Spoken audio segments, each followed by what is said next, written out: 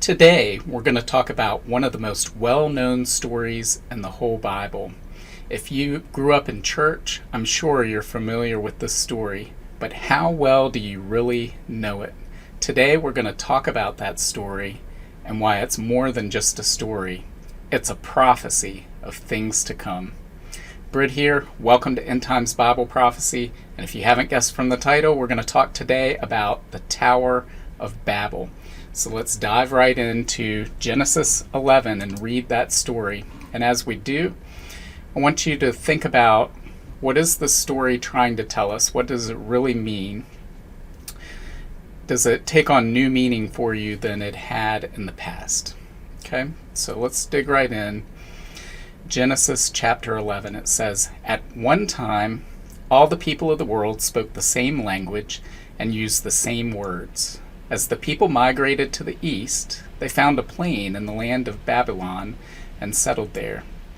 They began saying to each other, 'Let's make bricks and harden them with fire.' In this region, bricks were used instead of stone, and tar was used for mortar. Then they said, 'Come, let's build a great city for ourselves with a tower that reaches into the sky. This will make us famous and keep us from being scattered all over the world.' But the Lord came down to look at the city and the tower the people were building. 'Look,' he said, 'the people are united, and they all speak the same language. After this, nothing they set out to do will be impossible for them. Come, let's go down and confuse the people with different languages. Then they won't be able to understand each other.' And that way, the Lord scattered them all over the world, and they stopped building the city. That's why the city was called Babel, because that is where the Lord confused the people with different languages. In this way, he scattered them all over the world."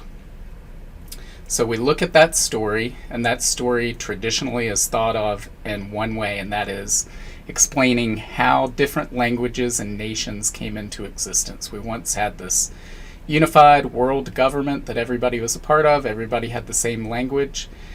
Today and for centuries past, we've had multiple nations with multiple languages, and the people are divided.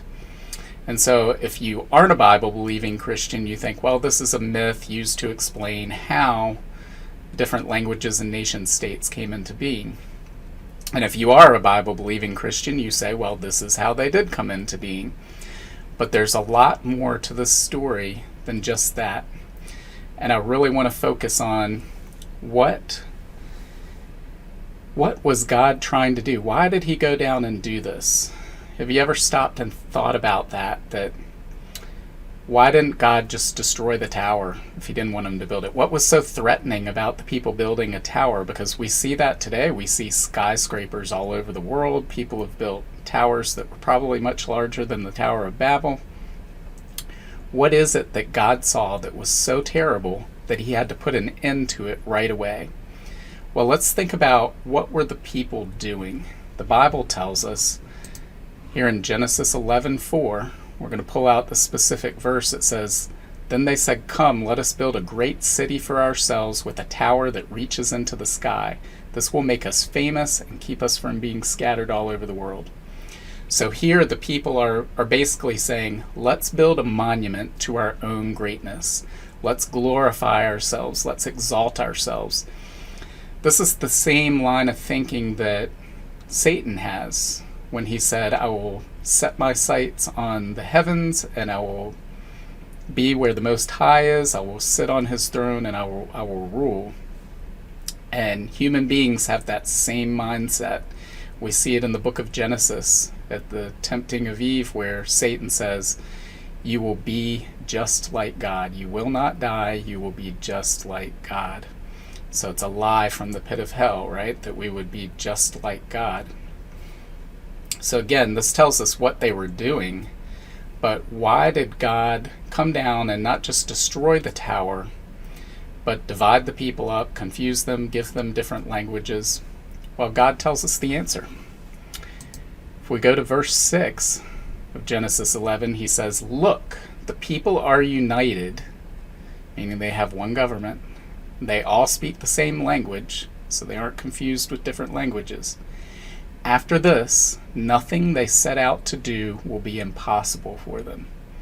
So think about that. God is saying that if the human race is united in one common purpose, if they're if they're unified in one government, if they have the ability to communicate freely with one another, they don't have these language divisions, they don't have cultural barriers, but they're united of one purpose and language, then he explicitly says nothing will be impossible for them. Nothing. Now, what does nothing mean? Because that could be pretty much he's saying the sky is the limit. He's saying that's not even the limit. He's saying nothing is impossible for them. They could do anything. And so I want you to think about what that would be and what is the most impossible thing that you can imagine that's found in the Bible. And for me, the hardest thing for me to grasp my mind around is the Battle of Armageddon. So here when we read about the Battle of Armageddon in the Bible, we read about the armies of the world gathering together in a place called Megiddo to do battle. Now, traditionally, when people think about that, they've thought, well, the armies of the world gather together to battle each other, and then Jesus returns before they destroy the human race. Or people think of the Hollywood versions of Armageddon, of asteroids or comets, natural disasters, tsunamis, all of these things. The Cuban Missile Crisis, nuclear war, all these things. But that is not the Armageddon that the Bible talks about.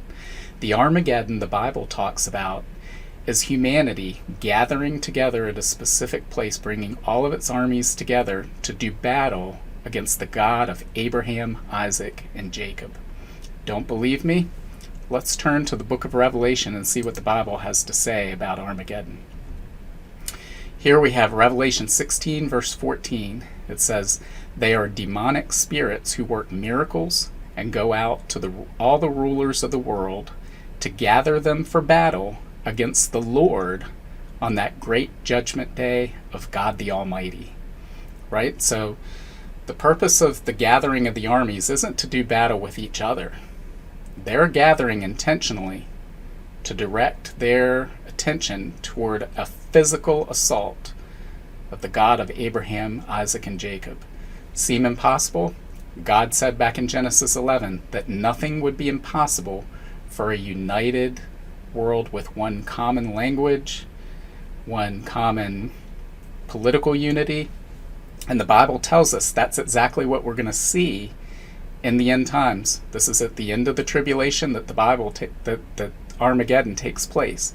So what does the Bible say us that world is going to look like? It's going to be a single unified government ruled by the Antichrist. It's going to be unified politically, economically, and religiously. Right? So the Bible also tells us in Revelation that people will marvel at the power of the Antichrist and his kingdom, and they will say, who can make war against the beast? In their eyes, no one can. So it would make no sense to believe that human armies are gathering to do battle against each other when it's made clear in the book of Revelation there are no human armies that can challenge the Antichrist. And Daniel chapter 2 tells us that that's true, that no human being can topple the kingdom of the Antichrist.